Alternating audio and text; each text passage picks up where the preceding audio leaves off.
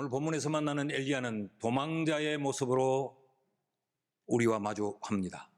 2절에서 4절까지의 말씀을 보면 이렇게 기록되어 있습니다. 여호와의 말씀이 엘리야에게 임하여 이르시되 너는 여기서 떠나 동쪽으로 가서 요단 앞 그릿 시냇가에 숨고 그 시냇물을 마시라. 내가 까마귀들에게 명령하여 거기서 너를 먹이게 하리라. 그릿 시냇가에서 숨어서 살고 시냇물을 퍼마시고 그리고 까마귀가 날라다니는 음식을 먹어야 하는 엘리야를 만나게 됩니다. 그러나 지난주에는 엘리야가 어쨌습니까? 1절 말씀을 다시 한번 보면 길라세 우거하는 자 중에 디셉 사람 엘리야가 아합에게 말하되 내가 섬기는 이스라엘의 하나님 여호와께서 살아계심을 두고 맹세하노니 내 말이 없으면 수년 동안 비도 이슬도 있지 아니하리라 하니라. 얼마나 담대한 신앙을 선포하고 아합 왕 앞에서 전혀 주눅들지 않고 용기 있는 그런 엘리야의 모습을 우리에게 보여주지 않았습니까? 영웅 엘리야가 1절에서 2절로 넘어가는 순간 그는 아주 초라한 도망자로 변해버리고 맙니다. 이것이 우리에게 대단히 충격적입니다. 어떻게 이럴 수가 있는가? 우리를 더 당혹스럽게 만드는 것은 엘리야 스스로 이런 도망자의 길을 선택한 것이 아니고 하나님께서 엘리야를 도망치게 하셨다는 점입니다. 여호와께서 엘리야에게 이르시되 여기를 떠나 그릿 시냇가로 숨어라.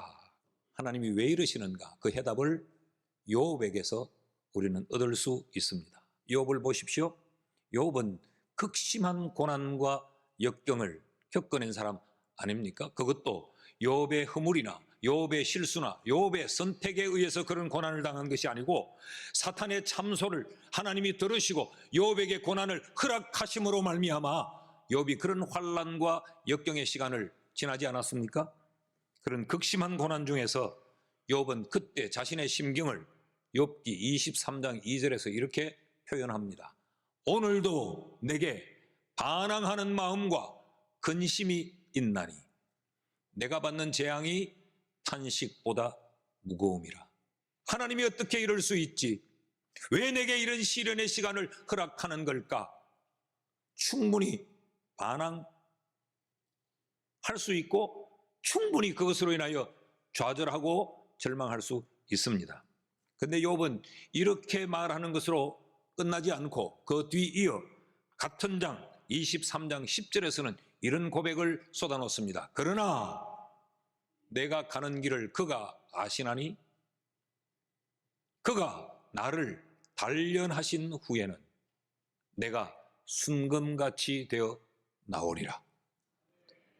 나는 지금 이해할 수 없고 내 마음에는 갈등과 반항과 속상함과 온갖 절망과 좌절이 다 차고 들지만 그러나 하나님이 이 형편을 아시고 하나님이 나를 연단시키신다는 것, 하나님이 나를 훈련시킨다는 것.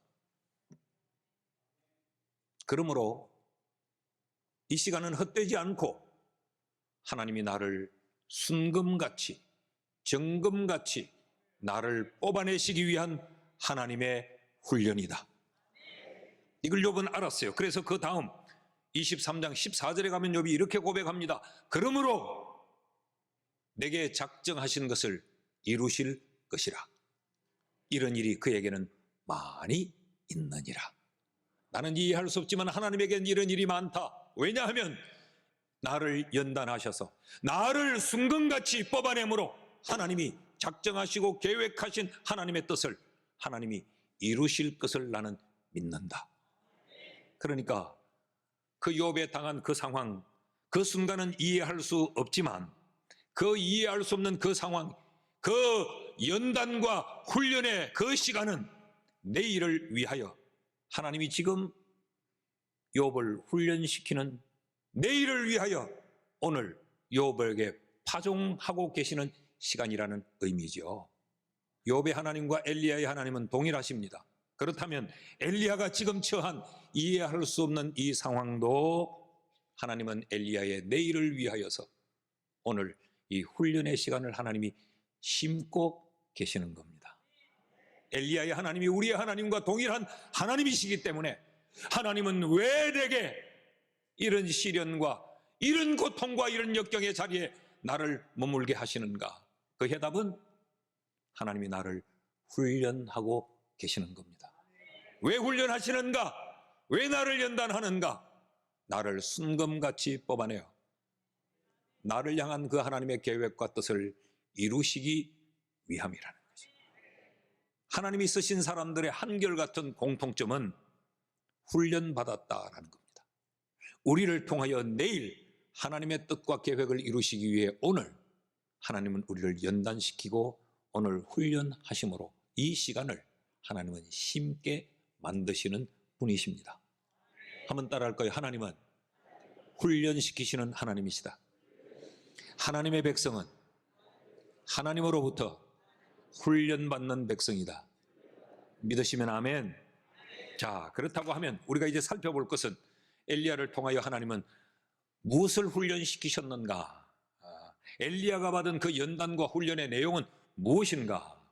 그 첫째는 하나님은 순종의 훈련을 시키십니다. 자, 1절 말씀을 다시 한번 제가 봅니다. 길르앗에 우거하는 자 중에 디셉 사람 엘리야가 아합에게 말하되 내가 섬기는 이스라엘 하나님 여호와께서 살아계심을 두고 맹세하노니 내 말이 없으면 수년 동안 비도 이슬도 있지 아니하리라. 자, 아합 앞에 선 엘리야의 모습이에요.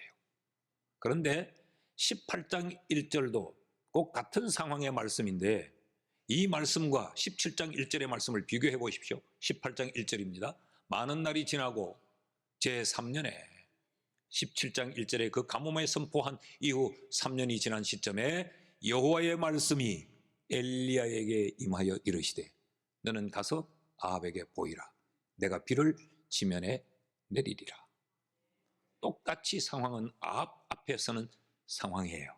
그런데 1절과 17장 1절과 18장 1절에 현격한 하나의 차이점이 있습니다. 17장 1절에는 엘리야의 용기와 엘리야의 열정과 누구와 비교해도 빠지지 않는 엘리야의 이런 헌신의 모습은 있었지만 거기 여호와의 말씀은 없었습니다. 17장 1절은 엘리야의 자기 확신이요, 엘리야의 자기 열심이요, 엘리야 자기의 열정인 반면에 18장 1절은 하나님의 말씀에 대한 순종이요 하나님의 말씀을 따름입니다. 자, 이 점을 좀 더 확인해 봅시다. 18장 1절 말씀을 다시 제가 한번 읽어보면요, 많은 날이 지나고 17장 1절이 있고 난 후에 제3년에 여호와의 말씀이 엘리야에게 임하여 이르시되 너는 가서 아합에게 보이라. 내가 비를 지면에 내리리라. 가뭄의 기간을 구약에서는 3년이라고 말합니다. 그런데 이것이 신약에 가보면 신약의 기록은 좀 달라요. 누가복음 4장 25절 말씀에 보면 내가 참으로 너희에게 이르노니 엘리야 시대에 하늘이 3년 6개월간 닫히어 온 땅에 큰 흉년이 들었을 때에 이스라엘에 많은 과부가 있었다라고 말합니다. 3년 6개월 동안 가뭄의 시간이었다라고 말하죠. 왜 이런 차이가 나는 것인가? 이 당시 상황이 어떠했느냐? 엘리야는 선지자입니다. 그리고 지금 이스라엘 백성들은 여호와를 하나님으로 섬겨야 될 이 백성들은 지금 여호와를 버리고 바알에게로 달려가고 있습니다. 엘리야가 그 안타까운 상황을 보며 말씀을 선포하고 회개를 촉구하고 그러면서 하나님 앞에 하나님의 이 백성을 어떻게 해야 되겠습니까? 이 백성들이 돌아오게 해달라고, 여호와가 살아계신 하나님을 알게 해달라고 엘리야가 기도하고 있었습니다. 그런데 6개월여간 동안 비 한 방울 오지 않는 겁니다. 하나님이 지금 이것을 징조로 보이시는 모양이다. 자기 확신이 든 거죠. 그리고 엘리야가 아합을 찾아가서 말합니다. 여호와가 하나님이시다. 그 여호와가 살아계신다. 똑똑히 봐라. 내 말이 없으면 비 한 방울 오지 않을 거야 라고 말해요. 그러니까 자기의 말이 드러나고 있습니다. 이런 엘리야를 하나님은 훈련시켜야 할 필요를 느낀 겁니다. 자, 2절 말씀을 보십시오. 여호와의 말씀이 엘리야에게 임하여 이르시되, 여호와의 말씀이 엘리야를 주장하기 시작합니다. 5절 말씀을 보십시오. 그가 여호와의 말씀과 같이 하여 곧 가서 요단 앞 그릿 시냇가에 머물매. 하나님은 엘리야를 말씀으로 장악하시고, 엘리야는 자신의 열정과 열심이 아닌 하나님의 말씀에 장악을 당하여 지배받습니다. 8절과 9절 말씀을 보시겠습니까? 여호와의 말씀이 엘리야에게 임하여 이르시되, 너는 일어나 시돈에 속한 사르밧으로 가서 거기 머물라. 내가 그곳 과부에게 명령하여 네게 음식을 주게 하였느니라. 사르밧으로 보낼 때도 여호와의 말씀으로 보내고, 그 사르밧에서 이 그릿으로 보낼 때도 여호와의 말씀으로 보내고, 그리고 그릿에서 이 사르밧으로 보낼 때도 여호와의 말씀으로 보냅니다. 그랬더니 10절 말씀을 보면 그가 일어나 사르밧으로 가서 성문에 이를 때에, 지금 엘리야가 하나님의 말씀에 지배를 받고 있습니다. 그러니까 엘리야는 지금 하나님의 뜻대로, 하나님의 원하심대로, 하나님의 계획대로 지금 움직여지고 있는 것이죠. 이런 말씀에 순종하는 훈련의 과정을 지나게 만들어서 하나님은 18장에서 아합에게로 다시 보냅니다. 그때부터 엘리야는 자기의 열심, 자기의 열정, 자기의 용기로 움직이는 사람이 아니고 하나님의 말씀대로 움직이는, 말씀에 순종하는 사람으로 바뀌어집니다. 오늘 우리도 이 세상을 살아가면서 엘리야가 당한 것처럼 이해할 수 없는 그런 상황, 광야와 같은 곳에 우리가 내몰릴 때 하나님이 왜 이러시지? 이런 마음이 들 때 기억하십시오. 하나님이 내게 순종의 훈련을 시키고 계신다는 것. 나는 싫어도, 나는 속상해도, 나는 분해도 하나님이 그릿으로 말씀하시면 그릿 광야로 가고, 하나님이 또 사르밧으로 가라고 하면 나는 또 그 말씀을 따라 사르밧으로 옮겨야 하나님의 계획과 하나님의 뜻이 나를 통하여 성취되는 겁니다. 그래야 하나님의 그 놀라운 역사에 내가 쓰임받을 수 있는 것입니다.